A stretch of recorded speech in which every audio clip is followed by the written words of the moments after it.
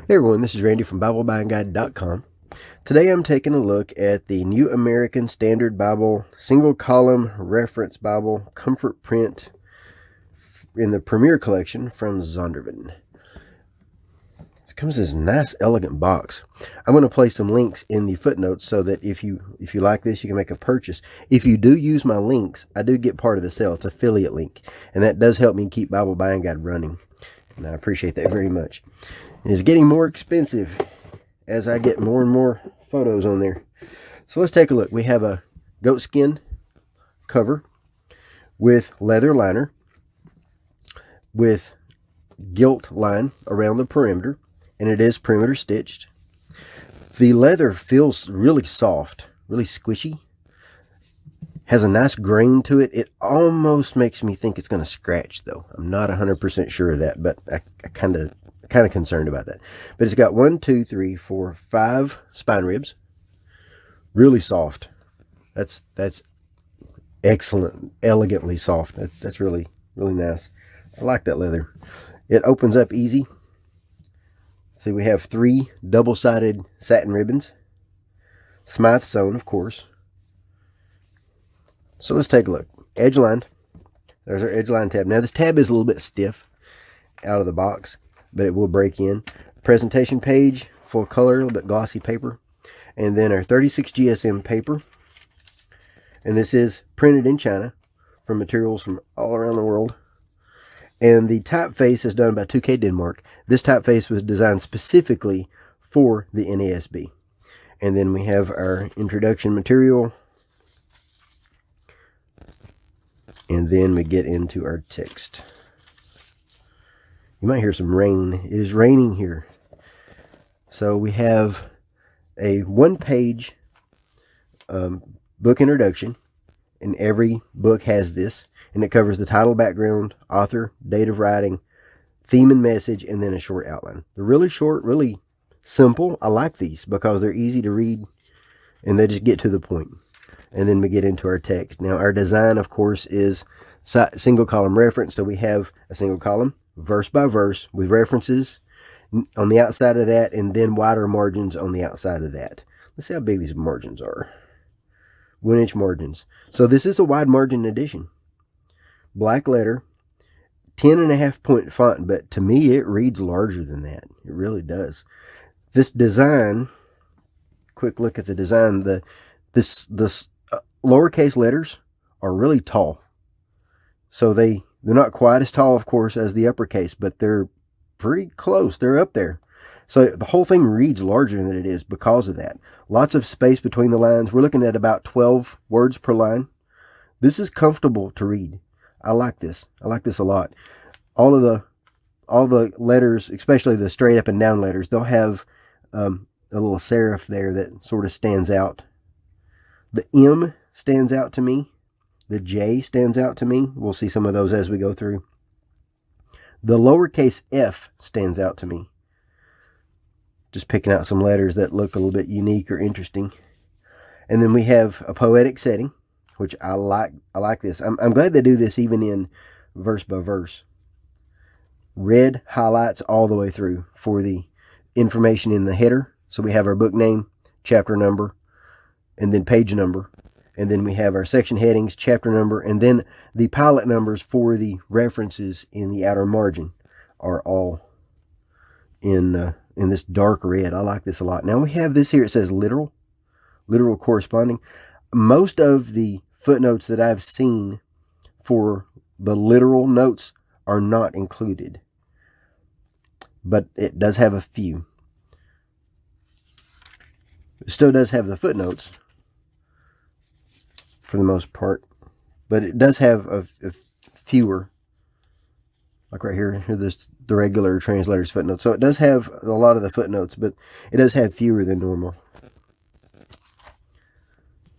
This paper is a little bit rough, which I like because that makes it easier to grab and turn. I prefer that.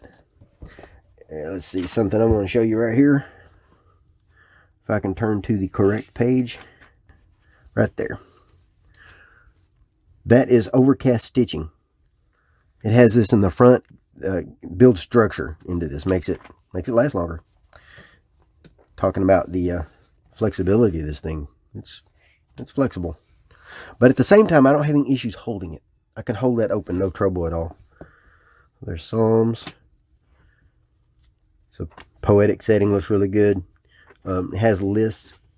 Letters are not indented or anything like that, but it does have lists for things that stand out. So if we go here to the beginning of Ezra,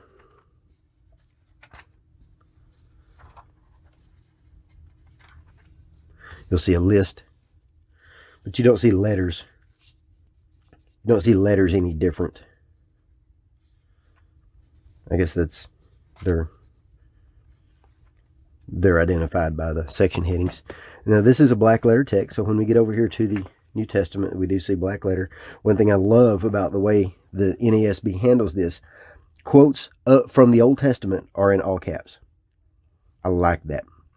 I like looking at the text and seeing that, and being able to recognize that's an Old Testament quote. That's an Old Testament quote. That's an Old Testament quote. Just stands out. I like that. I like that a lot. Supplied words are in italics. It does show you where something is not included in all manuscripts. But now it doesn't always tell you the information. And I'm not sure that's on purpose. I'll show you what I mean. Let's go.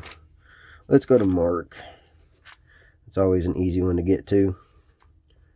Mark 16, verse 9. Starting at verse 9. 16, verse 9. And then we have over here, later manuscripts add. So it does show you the information about manuscripts, but it doesn't tell you specifically which or anything like that. But then over here in Matthew 6, in the Lord's Prayer, it will put brackets, but it doesn't have any information anywhere. So there's no information there about the manuscripts. Now, it does seem to have it in other places that I've looked. One thing I noticed is it does bend into the gutter a little more than I was wanting it to. It's not bad. I did preach from this, and sometimes I find that I kind of want to bend it up just a little bit to keep the page a little flatter.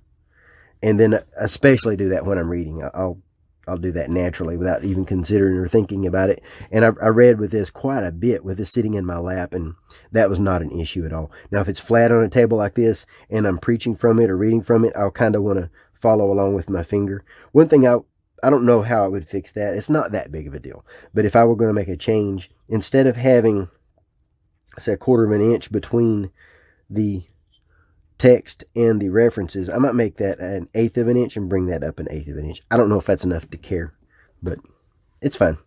Just something I wanted to point out. It's not a big deal. I think this paper would be pretty good for notes. I didn't write in it yet. I will, but I didn't want to just add notes just to be adding notes. But I love reading from this beautiful text. Let's see if I can find some of these letters that I was talking about.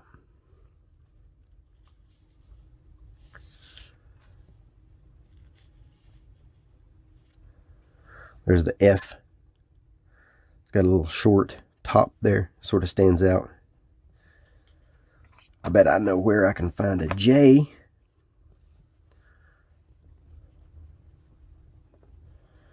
There's the J. So it sort of stands out a little bit to me.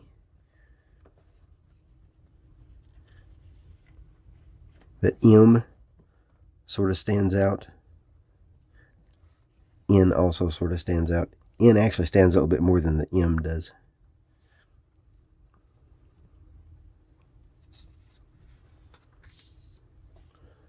I like this design. Really nice.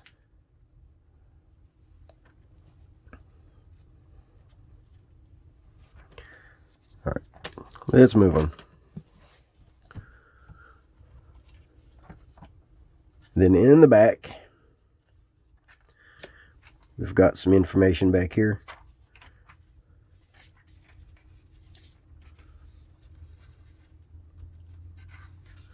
Miracles of Jesus. So we have several tables in the back. We got Miracles of Jesus, Parables of Jesus, Perspectives from the Bible. So what to read when, and it gives you some information. Things like, when things are not going well, when you're tempted to be bitter. So it gives you some scriptures to read. Help you in the times of when you need a little something extra. Prayers of the Bible. Nice list. Promises from the Bible. And then our concordance. This is a concordance dictionary with a thesaurus. And it has names of people, which I like. I like it when they do that. And then some things it gives you a little bit of a definition. And then some things it gives you parts of speech. Like there's verb, adjective. So a little bit of information with it. I like that a lot. Pretty good size concordance. See how many references it has for God.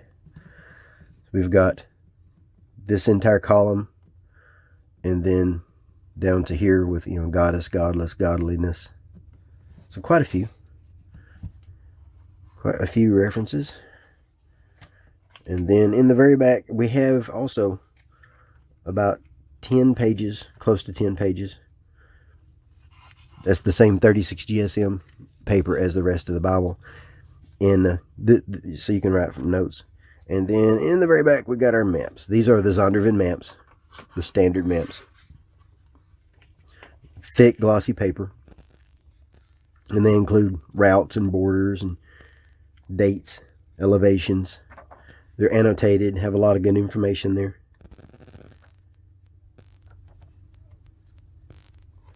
And that is it. Let's look at the size and weight. Now, overall size, and I always give the overall size because if you're looking for a case to put this in, that's the size you need. So overall size is 10 1/4. The text block size is 9 1/4. So it does have a yap, a little bit of a yap on this. It goes over the edges. It's not a full yap, but it does have a decent yap. A fun little yap. And then we got 6 3/4, and then 6 1/4. For the text block. And then our thickness, we're looking at 1 3/4 thick with, let's see if I can measure this, art gilt edges. We got 1 1/2 thick just for the text block. All right, let's see how much this thing weighs.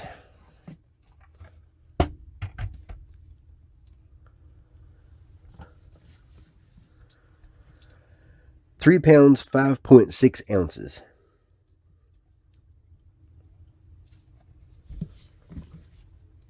So just to give you an idea of sizes, the first Bible I want to compare to is the Quintel.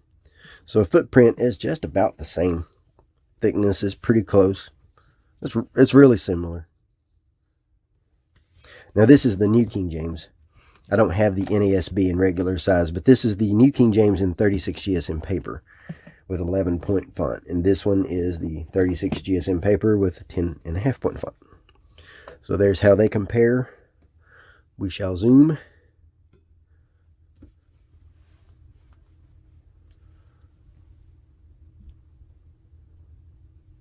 The NASB is a little darker.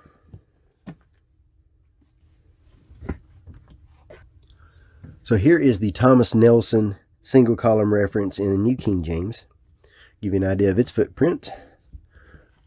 It's quite a bit thicker, noticeably thicker, but it's also noticeably shorter and not quite as wide. It has a little bit different design also with its references on the outside and not really so much wide margins. So there's how they compare. Font is very similar, of course, designed by the same person, 2K Denmark. There's how they compare.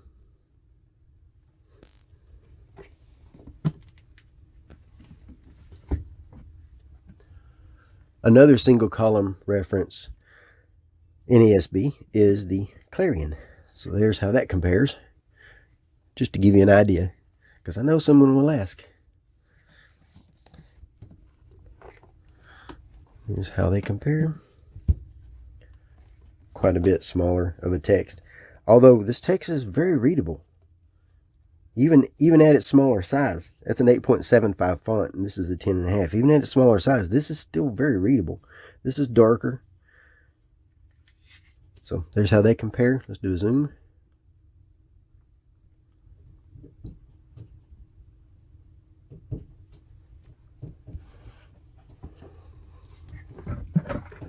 here's a sneak peek at a couple of more NASBs that I am reviewing.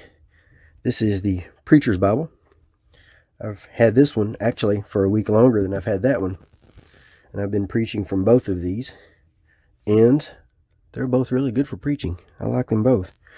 Same footprint, but the Preacher's Bible is quite a bit thinner. Hopefully the review for this, I'll post that this week. I will try to anyway. That is the plan. Just takes so long to write them. And here's how they compare.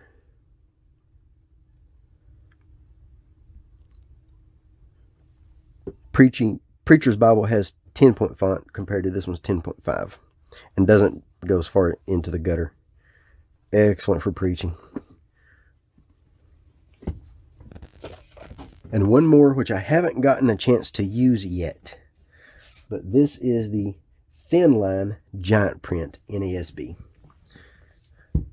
Review of that will be coming later down the road. And I was surprised how much I liked that one. I expected to like it, but you'll see what I mean when I open this thing up.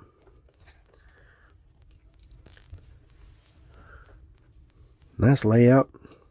Nice dark font. Yeah, this is still very new.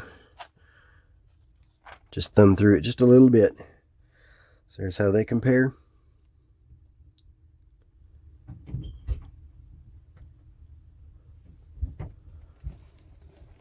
That review's coming soon.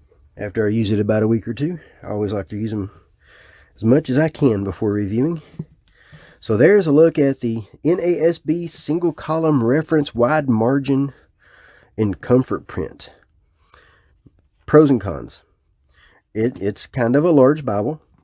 It's, you know, a little bit thicker than normal. Slightly heavy, not that bad. It's not a big deal. Slightly heavy. It's a little bit soft. I kind of worry about it scratching. It's a little bit more difficult to handle and carry. And the text does go into the gutter a little more than I like.